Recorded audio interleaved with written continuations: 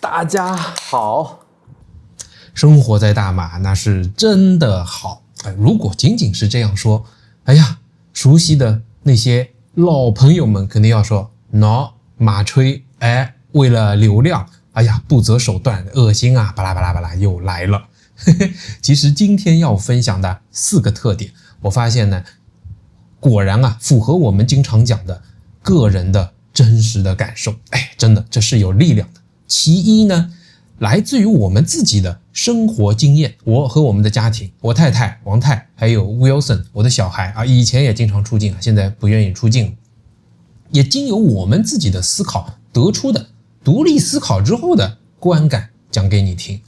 第二呢，你不要说在大马人很爱看，你们外国人是怎样看我们的原来大马是这样的，作为一面镜子。外国人呢也吃准了这一套，确实有不少人他只是讲大马很好很好，讲给大马人听，但是呢在我看起来都没有在点上，或者那是他们的真实感受啦，但是呢跟我的不太一样。因此来讲今天分享的是属于我们的独到的生活在大马的好处。我呢核心讲4个点，您听听看有没有道理不卖关子先说到底是哪4个呢？我看一下小笔记小孩有前途，生活有保障，社会有底线，做人有尊严。4个有感觉很大，感觉好像很宏观拔得很高但您听听看是不是这样首先第一点呢，从小孩子开始。第一点反而不是那么重要，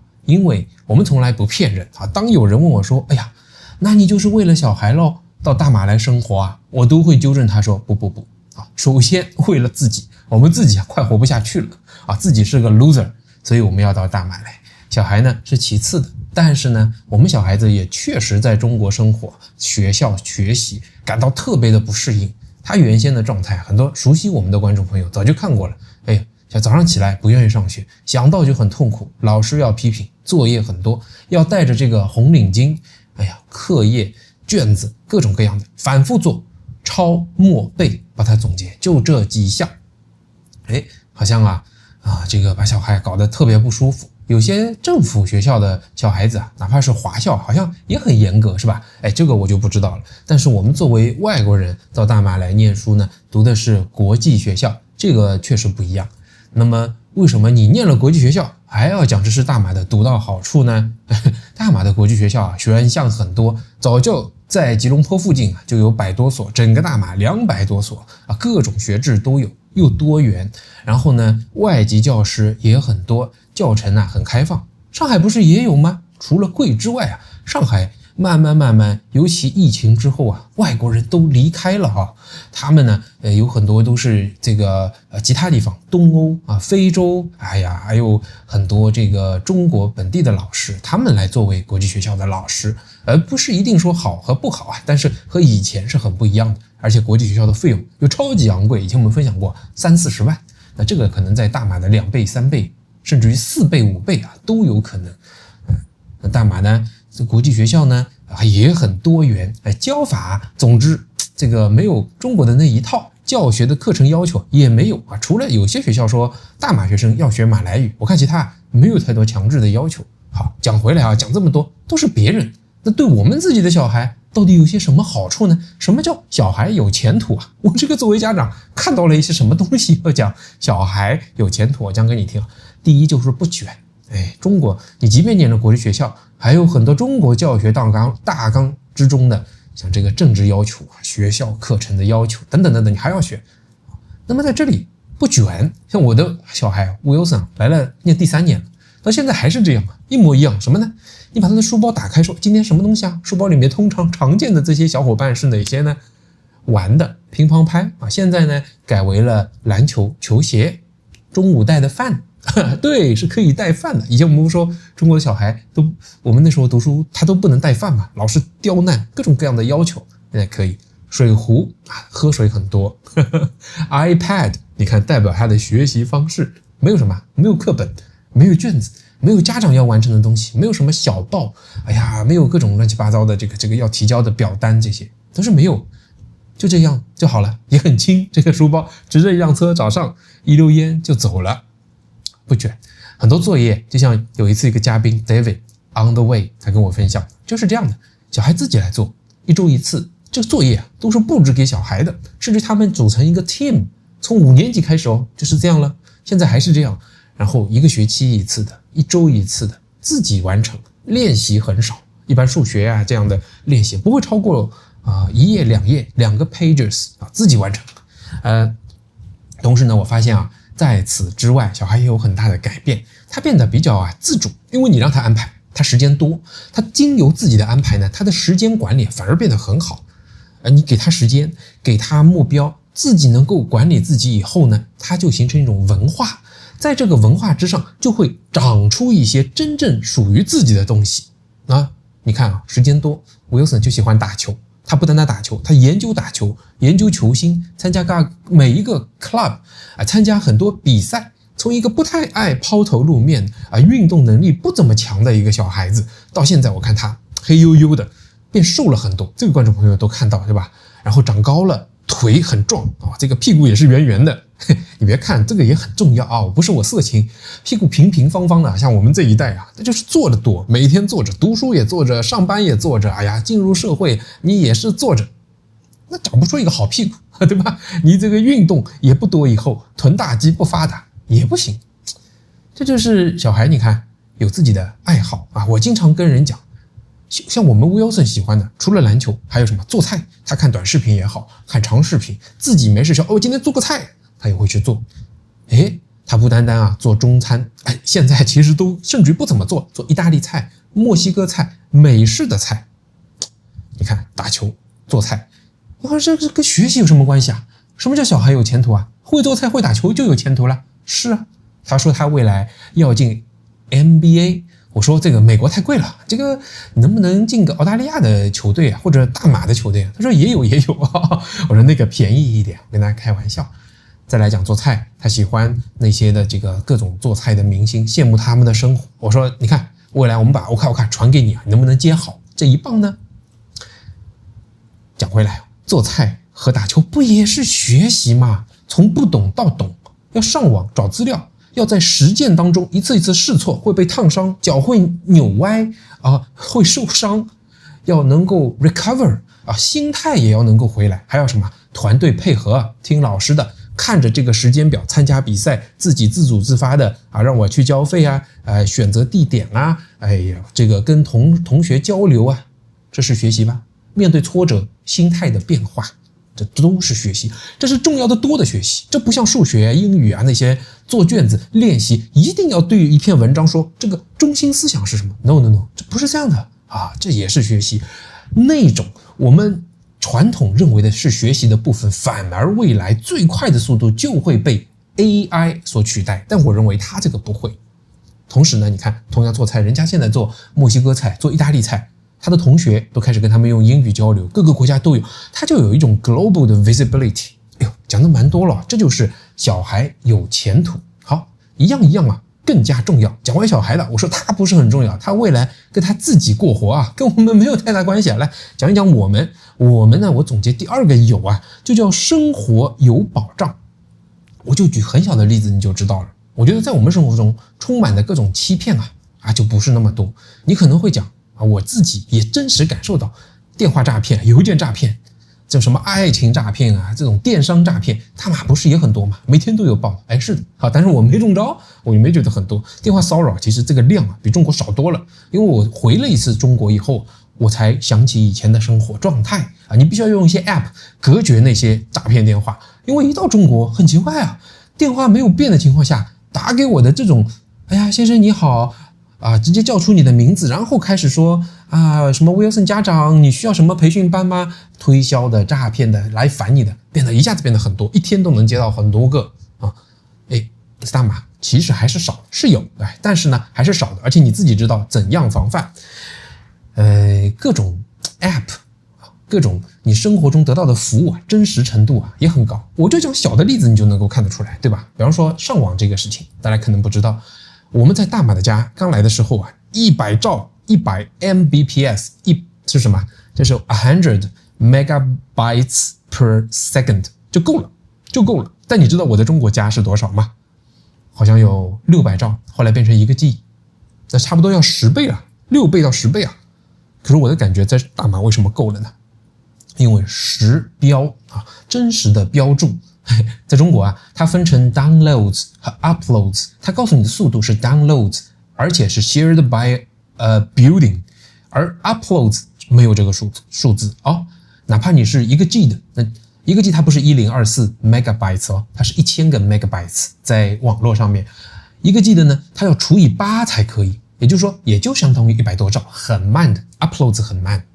大马是实标，它告诉你的100兆 uploads 和 downloads 都是这个速度，而且很平稳。你有那个 IP test 这个网站去测试一下就知道，很真实。很多 app 很多软件没有开屏软件都没有。中国就是叫做繁花渐欲乱人眼。哎呦，你看这什么各种各样的广告，来抽奖啊，恭喜你中了什么东西，什么什么积分即将过期，太多了。开一个 app 就各种跳广告，然后呢，好不容易手机变得这么快，先跳一个3秒的广告再关掉，就很烦恼。大马用 WhatsApp 用的这个些软件基本上都没有这种烦恼。我把它形容为叫生活有保障，因为其他人不会来烦你，因为你生活中充满的欺骗变少了。那你说能不能讲一点大的事情？这个太小了 I don't care。 那 MCO 呢？疫情呢？我们从上海出来不是总是举这个例子吗？大马也有 MCO， 也有大家禁足不能出门的，但是我听了太多故事了，我知道 OK I know， 一天一个人一辆车还可以在一个区域出去能够买菜，很多人讲很不方便，但你不用说了，你知道我们在上海 lockdown 是什么样子的，不能出去的啊，全家不能出去，门上有封条，有些人家里还有一个磁吸的装置，一开就连着公安局，他就知道你出来，能呼吸到新鲜的空气，看到外面的景色都是一种奢侈。上海2个月的 lockdown 结束的时候，去最繁华的淮海路的 Apple Store， 这个门口居然草长得这么高，简直像一个废弃的鬼城。再先进的技术、网络、道路、服务都没有用，因为你早上4、5点钟，王太很长一段时间结束了 MCO 之后，都还会很早就醒来。为什么呢？因为那时候已经习惯了，一早4、5点就起来，对着手机2个人一起按抢菜，抢到了才是你的，抢不到就没有啊。然后又发生各种各样的事情，这是我讲的生活有保障。大马即便 MCO 我们也听过，你看相对人性化的，你看邻里之间会组织那个叫什么不是义卖哦，就大家都会去做这个奉献，来给其他人做餐，来去做慈善，互相帮助啊。这个社会是活的，是自下而上形成一种我以前把它称为是一种组织力啊，自下而上组织起来形成一个网。更好的词呢，就是这个社会的免疫力、修复能力，底层向上的，这是一种社会有保障。然后你再听听看，更加重要的，人是生活在社会里的，不论小孩还是我们，都是生活在这个社会里的。生活久了，你对大马的了解就会知道，叫做社会有底线。有底线很重要，没有底线你就会掉出这个社会，你会被无情的踢出这个社会。那么大马社会很不一样吗？除了多元，我们都知道怎么讲是有底线的。我也举一些例子这就更加重要了。你看这些例子是你很少会碰到，但你一旦碰到，有可能对你会造成巨大影响的。第一个其实是经常碰到的，但是是无感无知的，我不讲你可能不知道。安全的水、空气、食物品质，是吧？有人会说，你看大马空气不是也有问题吗？经常印尼有烧疤，对，但是一年呢就那么几天啊，这个我无解啊。我们今年碰到了，去年没有啊。我们刚来的时候好像也没有，今年我们自己也碰到了，也做过节目。OK， 这 I don't know， 好吧？是这个算这个讲的人讲的对哈，那时候空气质量是还不够好。那么来看水，有些人会说大马的水很黄颜色不稳定。我有没有讲过啊？我以前回到上海为了了解这个问题我特地买了一个 TDS 可溶解物质的这个测它电阻，用电阻值来代表水质这样的一个小的装置这个值越高，那就水就越脏。我可以告诉大家在上海呢是120这个值50以下差不多就是可以生饮的、可以饮用的标准。在大马呢，这个值是多少？好像是60还是30，忘了，可能是几十，就比上海好1倍。我们家有个小的饮用水的这个机器啊，放出来其实做和不做是一样的，就大马直接可以自来水出来的水 tap water 和 filter 出来的 water 这个水质是一样的，都是这个值。那在上海呢，我们有个更好的净水器，小米的这个更加复杂，插了3个这个 filter， 那个出来以后呢，水才会更好一点，达到10几。如果你买的是瓶装的纯净水也是10几，那说明大马的水质是稳定和好的。至于颜色呢，很多时候是因为水箱引起的你把这个水放了之后颜色没有问题了就可以喝，其实水是更好的，这就是保障。水每天人都要喝几升对你的整个身体健康有很大的影响。我觉得这是我们看到的。那更加重要的，在水、空气之外，食物的品质，油呢？中国发生油罐车的事件中国的这个食物的科技问题谁知道这都已经到了眼睛看不到，慢慢大家习惯了。我这回回到中国就发现很多人开始忽略这个问题，一笑了之，反正也看不到，反正也习惯了。真的很可悲的是，人会习惯这样的问题。那我们以前刚来的时候不太了解，这档口就会问那些老板，老板，你不会用肮脏的油吗？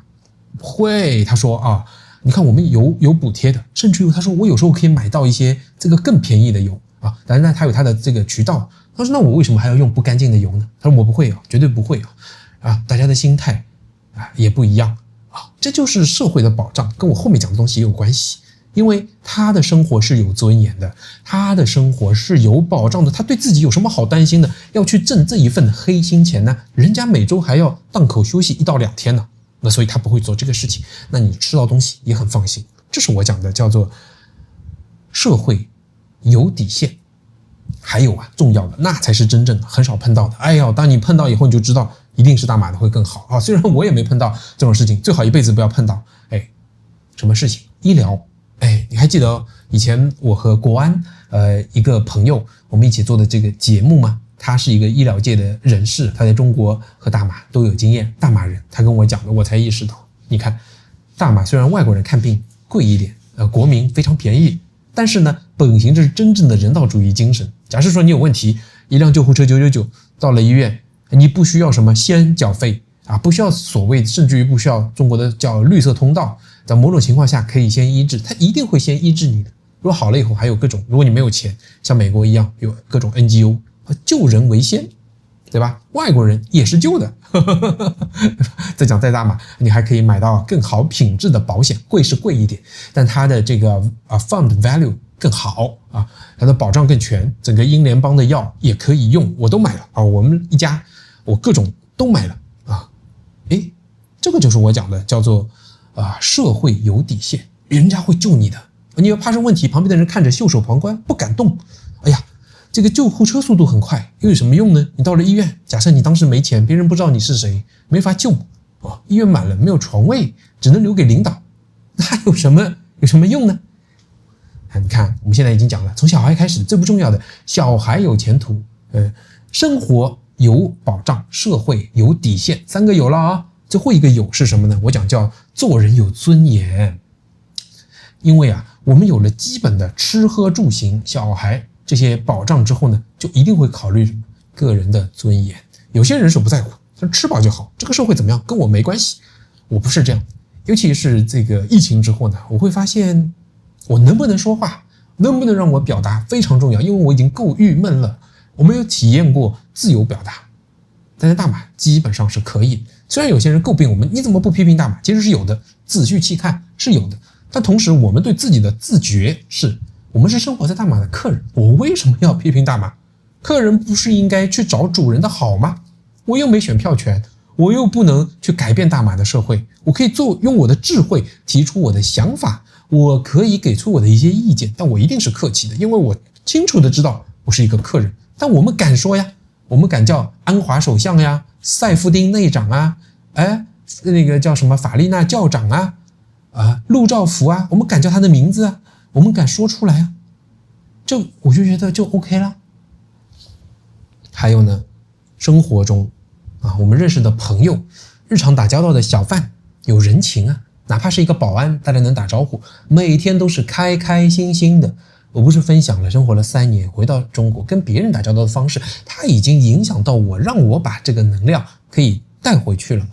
这个社会还有慈善组织，有宗亲会，有按照地域的，有按照血缘姓氏的，按照宗教的，还有各种各样的慈善组织，他们都会关照你，关爱你，他们都承担起了整个社会的责任。再说政府本身对民众的福利民生的投入又是很高的，我以前分享过数据嘛，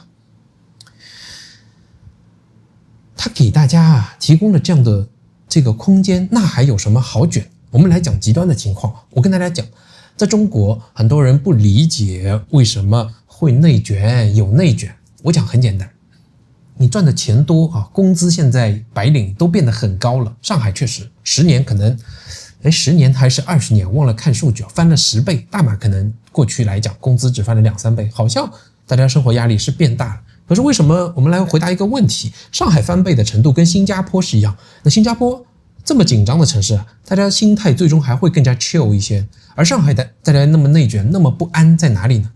因为你未来首先不是未来好，首先看你的生活中，为你的车，为你的房，为你的小孩教育，你赚的再多，是不是就要支出大量的固定支出？不论经济怎么样不论我少吃一顿还是少出去玩一次，我都要大量的把钱给支出出去嘛，是不是？好，这个钱花完了之后，接下来你还会不会担心几件事情？父母和自己生病，会不会生病？你会不会一下子就很多钱掏出去？不是有医疗吗？如果是商业医疗保险，很多人是没有买的，没有这个意识，也没花这个钱，更没有那种长期主义的精神。对，未来我们会单独来讲长期主义是什么。不需要你自己买还有政府的医疗保险政府医疗支出的比例也很高这些大病重病，这些进口的药、住院等等这些方面都是没人管你的，你要自己管自己。你生一个重病可能就几十万的往外付钱，那大家还敢消费吗？不敢。你就要留着钱，你就要想尽办法的多赚钱。再来一个极端的大马就不说了，大家都非常了解。再来一个极端的，你还死得起吗？中国买一个墓地也是很贵的，可能都是要几十万。那还有父母，有自己要花多少钱？很多人还在焦虑这个事情那我们在大马参观过富贵，哇，原来死也是可以死得这么有尊严，可以先没有利息的分期付款可以他这边真的像人一样的对待你，给到你空间，不管是他做的这些仪式，轻轻柔柔的给到干净的环境，给到你自己是小小的 space， 有 afterlife， 死也是死得有尊严。我天，这就是要做人有尊严。那我们再来讲一讲 OK， 我讲了4点，小孩有前途，生活有保障，社会有底线，做人有尊严。还有没有一些私家的？有的，我跟你讲一些私人的私家的可能中国人会感触更深呢，大马人未必有这个感触大马其实这个社会它的很多税收制度，比如说之前还在讨论股市上的资本利得税，再开始去多少钱以上征收多少，我是忘了10万以上开始征10%还是多少，在中国早就有20%的资本利得税，大马还在考虑这个，所以你的资本上的操作还没有税务的问题就合法的不会有征很多税，很多有钱人就会去投资嘛，是吧？那你稍微投入一些钱，银行的服务是非常好的。我经常有银行的我的这个 account manager 会上门服务或者到一个指定的咖啡馆，我们把事情办了就好，特别方便，服务很好，资本又是国际化的，想要转钱要 exchange your 这个 currency要买一些这个各种各样的 fund 都可以非常灵活，服务多，产品多，这个态度又好。在中国没有这么多，资本管得非常非常严格，你要做有钱人很难。想说这样的服务，你大概要存上千万吧，我觉得，或者至少好几百万在一家银行才有可能享受到这样的服务。那大马就有更好的待遇这有谁提到过吗？我再讲一个关于眼睛看不到的实际的好处，这个我想没有人算过，我呢利用各种计算功能算过。比如讲一个事情，比如说你赚10万块钱你赚10万块钱，你花去5万块钱，什么意思呢？比方说你的工资拿到是10万，你买的东西的价值它的 value 是5万的话，那么你最终还能剩下多少？就这个简单的问题，你有想过吗？你不说我赚10万，然后我花走5万，不是剩余5万吗？那在中国在大马应该都是5万啊。不，首先你赚的钱你要交个人所得税，你要交中国叫社保，大马SOSCO 或者什么样，你要交走吧，你是一个 social security。然后呢，你再想想看，你买东西只是买东西吗？你有消费税嘛？你有各种各样的税嘛？中国那不是没有税吗？其实不是的，中国叫价内税，就他给你的价格已经把税收含税进去了，那个税再会由商家交走的。OK， 明白这2点了吧？所以你可能要付7块钱才能买到5块钱的东西，或者说你付了5块钱只能买到3块钱的东西。那我已经算过了，我告诉大家一个 simple answer： 如果你赚10块钱买到价值5块钱的东西，在大马交掉个人的 income tax social fund， 再交掉这个产品的税，你能够拿到最终还剩下2块钱，10块5块，就是能剩下2块。那你知道在中国吗？1块，我算过了，也就是说实际真正的 in pocket money belongs to you is only the half of Malaysia's. You know， 这个没有人想到过这个问题吧？我想到过，我对数字还算是敏感的，对吧？